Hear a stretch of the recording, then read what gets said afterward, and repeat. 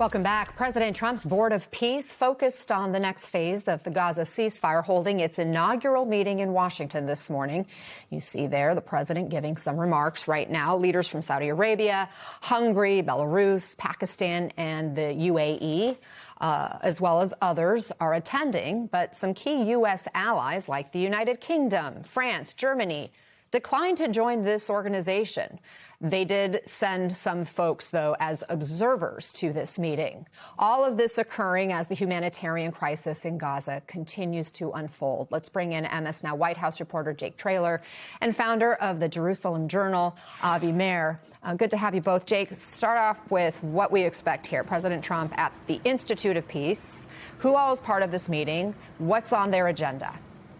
Yeah, Anna, look, right now the president, as you said, speaking at this inaugural Board of Peace meeting. And one White House official told me that we can expect the events today to look actually a lot like a typical White House cabinet meeting. Each of the countries in attendance that are members are going to have the opportunity to speak briefly for a couple of minutes. If that looks anything like a normal Trump White House cabinet meeting, it would be those countries going around and allotting and praising the president. We'll see if that is actually how it turns out. But this is not really a comparable thing to something like the United Nations per se, because in attendance are a lot of these countries that are not typically even involved in the United Nations. Qatar, Saudi Arabia, Egypt, some of these individuals that are not long-time U.S. allies per se. Notably not in attendance today, France, Denmark, Canada. And then, as you said, some of those non-member countries like the United Kingdom just sending a representative to the events today, but not actually members that are participating. So that's incredibly notable. We'll also hear from Marco Rubio, Jared Kushner, Trump's son-in-law,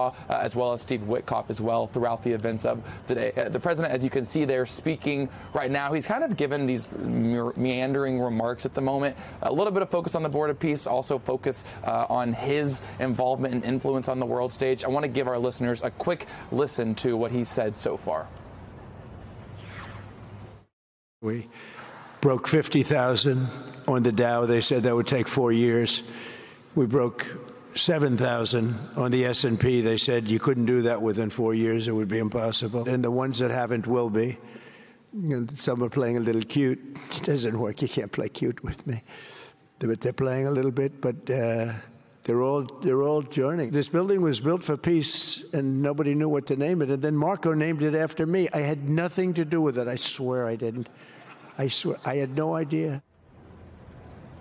Anna, of course, there are a lot of lingering questions right now about the general broad mission of the Board of Peace and, of course, the details of what's going to happen in Gaza. That's right. Jake Traylor, thank you for bringing us all that. So notably, Avi, there's no Palestinian representation on this executive board, and many traditional U.S. allies are not serving on the board, only attending today's meeting as observers. The ceasefire in place is fragile. Just looking at who's on this board, can everybody get on the same page to have a clear path forward there?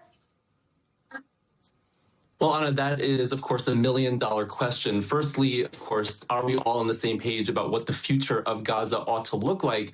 And then, of course, how do we get there? We know that one of the primary obstacles, and it remains the primary obstacle to this day, is the demilitarization of Hamas. That is a prerequisite for everything that is supposed to follow, this glorious plan for the reconstruction of Gaza, the reinstitution of a governing body under Palestinian auspices. All of this hinges on whether Hamas is willing to put down its arms or whether it's forced to do so. I think that is the main question that a lot of people will be looking to answer before they decide whether or not to become more involved in this plan. Gaza's infrastructure is in ruins. Its people are displaced. The UN reports humanitarian aid is still insufficient. What more do we know about what's happening inside Gaza right now?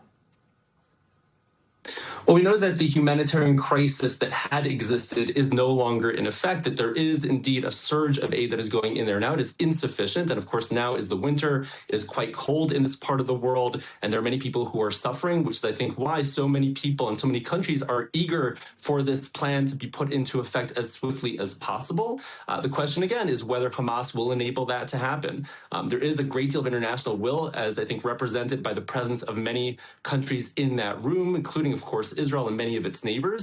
But as was noted, there are many countries that aren't there that are waiting to see whether they can, in fact, commit personnel, funds. A significant amount of money will have to be raised for all these plans to come into effect. In order for that to happen, Hamas, again, needs to agree to take a step back or forced to do so. And I think that is the question right now. Which will happen first? Will they be able to lay down their weapons and look towards a brighter future? Or will it be forced to do so by means of some kind of international force or by the Israeli military going back in and restarting the warfare there?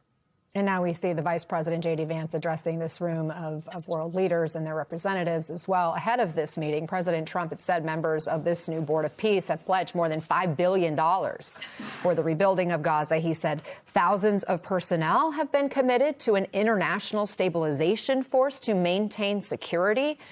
Is it clear to you at all who would be in charge of this security force and where those boots on the ground would be coming from? Well, that's a great indeed pledged troops to this force. Indonesia is one of them. It was most recently mentioned. There are others as well, Morocco. But indeed, what will they be stabilizing? Will it be stable enough to enable them to actually come in and do their work?